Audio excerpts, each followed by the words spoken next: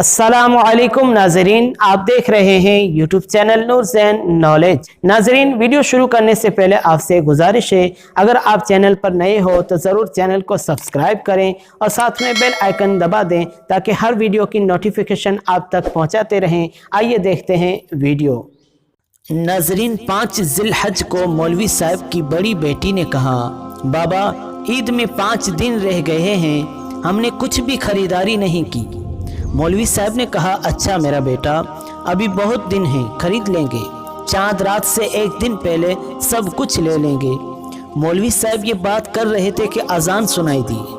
मौलवी साहब जो आंखें बेटी को झूठी तसल्ली देने पर शर्मिंदगी से झुकाए हुए थे, उनको मौका मिल गया और मस्जिद की तरफ चल दिए। ईद से एक दिन पहले जब मौलवी साहब हर तरफ से नाउम्मीद हो गए, क्योंकि मांगने से इज्जत नफ्स जाती है और कर्ज लेना नहीं, क्योंकि वापसी की कोई सूरत मुमकिन ही नहीं, और खुद से किसी को तौफीक नहीं हुई, क्योंकि मौलवी साहब के बच्चों के कौन से दिल होते हैं जो मचलते हों, उनके कौन से एहसासात होते हैं, वो कौन सा फीलिंग रखते हैं, उन्होंने कौन सा बार निकलना है।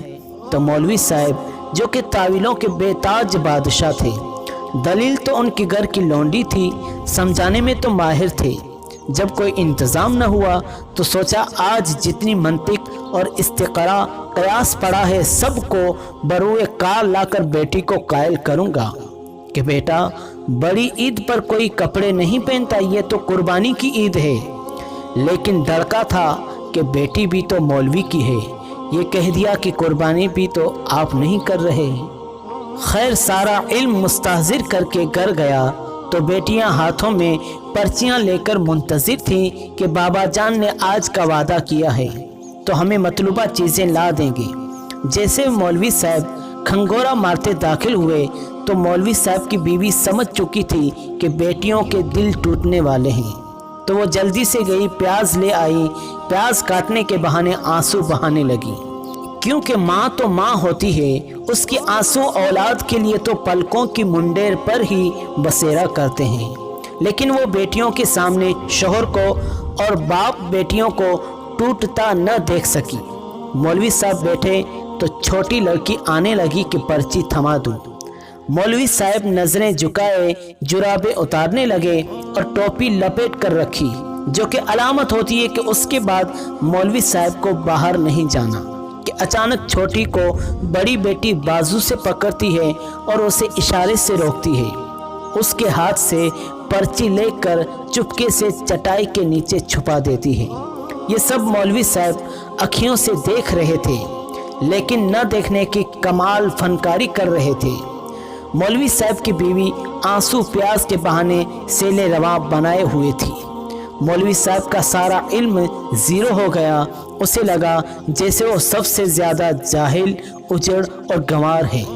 इससे पहले कि मौलवी साहब कुछ कहते तो बेटी बोली, बाबा जान कल हमने नए कपड़े नहीं लेने, क्योंकि बड़ी ईद तो कुर्बानी की ईद है, और कल आपने चाचू के वहाँ कुर्बानी तो करनी है और हमने वहाँ आपको कुर्बानी करते देखना है, तो सारा दिन तो कुर्बानी में लग जाएंगे, हम कपड़े किस वक्त पहनेंगे। छोटी ईद के पड़े हुए हैं वही पहन लेंगे। वो सारे दलाइल जैसे कॉपी पेस्ट किए हुए हों। उस वक्त दुनिया की सबसे ज़्यादा आलिम, फाजिल और समझदार बेटी ही लगी। बेटी की ये बात सुनकर मौलवी साहब ने नज़रें उठाई, एक नज़र बेटी के चेहरे पर डाली, कुछ देर को गर्दन फख्र से तन गई, अपनी पग का शिमला ऊंचा, बहुत ऊंचा महसूस हुआ, लेकिन अगले लम्हे ही बच्चियों की मासूमाना ख्वाहिशात का यूं खुदकुशी करना उसको तोड़ गई। उसे अपना बेतहाशा नाकाम बाप, जो ईद पर भी ज़रूरत की ख्वाहिश न पूरी कर सका, उससे ये बर्दाश्त न हुआ। जल्दी से कमरे में जाकर सोने का कहकर बिस्तर में घुस गए और वहाँ होंठ सी लिए, मुंह को भींचा और आंखों से कहा, तुम आज़ाद हो, बरस लो, वरना गम के अंदर के सुनामी से मर ही जाऊंगा। सुबह उठकर मौलवी साहब नमाज के लिए चले गए। वापस आए तो छोटी बेटी ने 10, 20, 50 के चंद नोट पकड़े हुए थे। बोली, बाबा ये पैसे हैं, आप ऐसा करें कि भाई को कपड़े ले दें, उसने कल आपके साथ मस्जिद जाना है और वो छोटा है, गली में खेलेगा तो सब क्या कहेंगे। ये एक और धमाका था। लेकिन बहन का भाई के लिए प्यार क्या होता है वो सब कुछ समझा गया। हमारे माशरे में अक्सर मौलवी हजरात की ज़िंदगी इसी तरह की कशमकश की शिकार है। वो शख्स जो पूरे मोहल्ले को ईद की नमाज पढ़ाता है, सबसे आगे मुसल्ले पर खड़ा होता है, खुद अपने और अपने बच्चों के लिए कपड़े भी नहीं खरीद सकता। न उन लोगों की तनख्वाहें हो रही हैं, न ही आमदनी का कोई ज़रिया।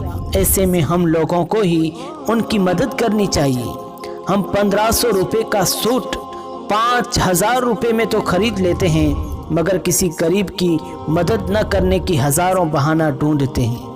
बड़े प्लाजा में जाकर 2 कौड़ी की चीज़ हज़ारों रुपए में चुपचाप खरीद लेते हैं, लेकिन अगर कोई गरीब 100-50 मांग ले तो फिलॉसफर बनकर उसे लेक्चर देते हैं। नाजरीन, एक दूसरे की मदद से ही ज़िंदगी का असल मकसद हासिल किया जा सकता है।